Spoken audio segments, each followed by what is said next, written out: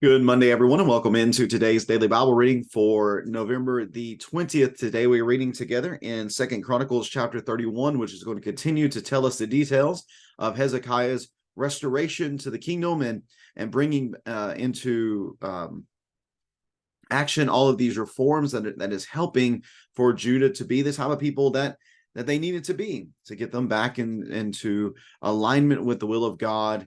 In numerous ways, we've seen that so far. Remember, the chronicler really focuses in on Hezekiah's spiritual reforms, going all the way back to chapter 30 or chapter 29, where he does a lot in renewing the temple. Chapter 30 talks about the celebration of the Passover. And here in chapter 31, we're going to see some idolatry being addressed, but also the continued work of the temple. How is that going to be accounted for? How are they going to have how are the priests going to have what they need to get the job done? And what about the priests themselves? What duties are they going to have moving forward? That's what we're going to see here in chapter 31 of Second Chronicles. We'll begin reading together in verse number 1. Second Chronicles chapter 31 and verse number 1.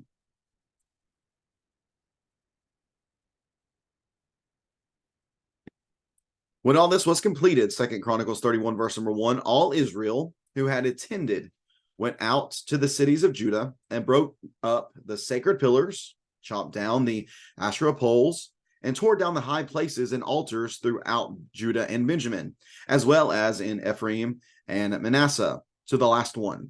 Then all the Israelites returned to their cities, each to his own possession. Hezekiah established the divisions of the priests and Levites for the burnt offerings and fellowship offerings, for ministry, for giving thanks, and for the praise in the gates of the camp of Yahweh. Each division corresponding to his service among the priests and Levites. The king contributed from his own possessions in the regular morning and evening burnt offerings, the burnt offerings of the Sabbaths, of the new moons, and of the appointed feasts, as written in the law of Yahweh. He told the people who lived in Jerusalem to give a contribution for the priests and Levites so that they could devote their energy to the law of Yahweh. When the word spread, the Levites gave liberally of the best of the grain, new wine, fresh oil, honey, and of all the produce of the field, and they brought in an abundance, a tenth of everything. As for the Israelites and Judahites who lived in the cities of Judah, they also brought a tenth of the herds and flocks, and a tenth of the dedicated things that were consecrated to Yahweh their God. They gathered them into large piles. In the third month, they began building up the piles, and they finished in the seventh month. When Hezekiah and his officials came and viewed the piles, they blessed Yahweh and his people Israel. Hezekiah asked the priests and Levites about the piles. The chief priest, Azariah, of the household of Zadok, answered him, "Since they began bringing the offering to Yahweh's temple, we have been eating and are satisfied, and there is plenty left over because Yahweh has blessed his people. This abundance is what is left over." Hezekiah told them to prepare chambers in Yahweh's temple, and they prepared them. The offering, the tenth, and the dedicated things were brought faithfully. Conaniah, the Levite, was the officer in charge of them, and his brother Shimei was second. Jael, Azaziah, Nahath, Asahel, Jeremoth, Jozabad, Eliel, Micaiah, Mahath, and Benaiah were deputies under the authority of Conaiah and his brother Shimei by appointment of King Hezekiah and of Azariah, the chief official of God's temple. Kor, son of Imnah, the Levites, the keeper of the east gate, was over the freewill offerings to God to distribute the contribution to Yahweh and the consecrated things. Eden, Minamim, Jeshua, Shemaniah, Amariah, and Shechaniah in the cities of the priests were to distribute it faithfully under his authority to their brothers by division, whether large or small. In addition, they distributed it to males registered by genealogy, 3 years old and above, to all who would enter Yahweh's temple for their daily duty, for their service in their responsibilities according to their divisions. They distributed also to those recorded by genealogy of the priests by their ancestral families, and the Levites 20 years old and above by their responsibilities in their divisions to those registered by genealogy. with all the dependents, wives, sons, and daughters of the whole assembly, for they had faithfully consecrated themselves as holy, and to the descendants of Aaron, the priest, and in the common fields of their city, in each and every city. There were men who were registered by name to distribute a portion to every male among the priests and to every Levite according recorded by genealogy. Hezekiah did this throughout all Judah. He did what was good and upright and true before Yahweh his God. He was diligent in every deed that he began in the service of God's temple, in the instruction and the commands, and in order to seek his God, and he prospered. That is 2 Chronicles chapter 31. Again, it just continues to detail for us the great effort of bringing the people back to God and getting them back in alignment with the requirements of the law and the will of God. Hezekiah had been able to see prior to him a number of his own family, kings, who did not do what was right in Yahweh's sight. And he also had the benefit of knowing or being able to see what exactly happens whenever you don't conform to Yahweh's will. He can look north, look into the 10 tribes of Israel, and see a people who themselves had not done according to the will of Yahweh, and it led them into captivity. And so he for his part, Hezekiah for his part, is doing what he can to not allow that to be the case, and is really trying to do this in a really substantive fashion, not just a surface level return to God, but really getting everyone involved to participate in what is taking place here. So what we see in the first verse is a huge first verse. I just noticed that verse 1 is massive. But anyways, in this first verse, after they had finished up observing this Passover, again, certainly the Passover was used to remind the people of who they were before God and what God had done for them, and the incredible lengths to which he had gone to rescue them from evil, from paganism in Egypt, and to deliver them into the promised land as his own special people. So based upon that, it seems that they have a growing devotion to God, and that devotion seems to be spurred on by this proper worship, because that's something we need to remember, that worship is something that reminds us of who God is, that we express these things, and as we are expressing them to God, we also remind ourselves of these things, and it should move us and motivate us to live properly. Really, the lives that we live and the worship that we offer, those things have to be in sync. They really have to be in sync. And if they're not, let's say our lives are not what they ought to be, well, then our worship probably isn't going to be what it should be. And if our worship isn't what it should be, then our lives are going to suffer for that. But if we can get both of those things in gear, then really they feed off of one another. Proper living before God feeds into proper worship. Proper worship before God feeds into proper living. And it just creates a real zeal, a real zealous approach to what we're doing, both in worship and in living. And by worship, I mean what we do together as a church, and then what we do as we go out and live in the world on a day-to-day basis. Everything that we should do, as Paul says in Romans, should be as a living sacrifice to God.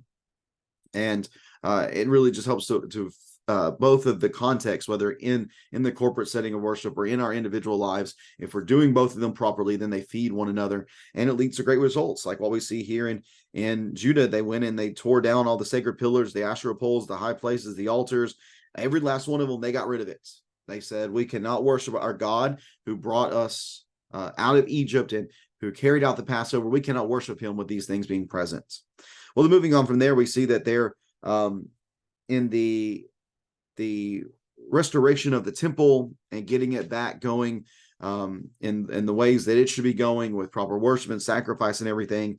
Hezekiah recognized that he needed workers. He needed people to be responsible for these duties, for the burnt offerings, the fellowship offerings, for ministry, giving thanks, praise, all these things. And he established the divisions of the priests and Levites to do these things.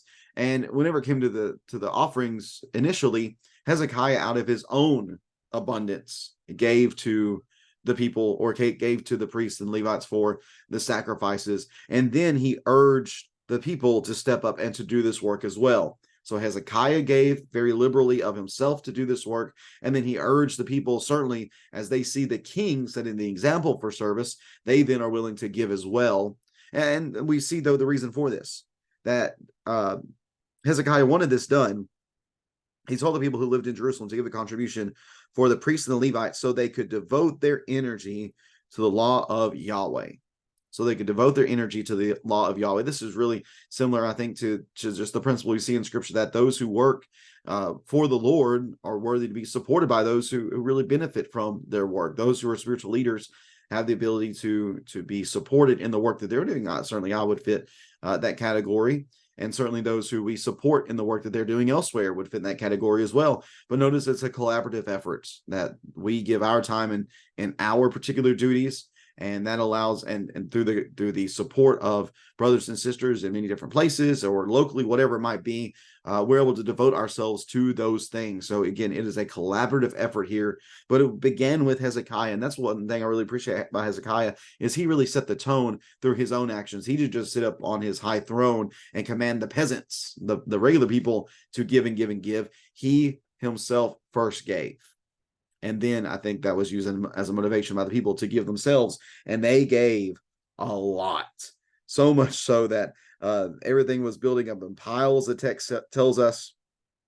And Hezekiah ends up going to the priests and Levites, Azariah, and he says, he asks them how things are going. Basically, he says, well, since everybody's been bringing everything to us, we have been eating just fine. We've been satisfied. There's plenty left over. There is an abundance in what we have. And again, this is based upon the generosity of the people. So Hezekiah says, prepare chambers. And it seems that in these chambers, they put these supplies that were brought by the people. They put those in there so they can continue to be used by the priests and the Levites in their service. So verses 11 through 19 just details the people that were over various responsibilities in the temple, and then it talks about the distribution of these things to the Levites that were throughout the land, who were doing their work wherever they might have been.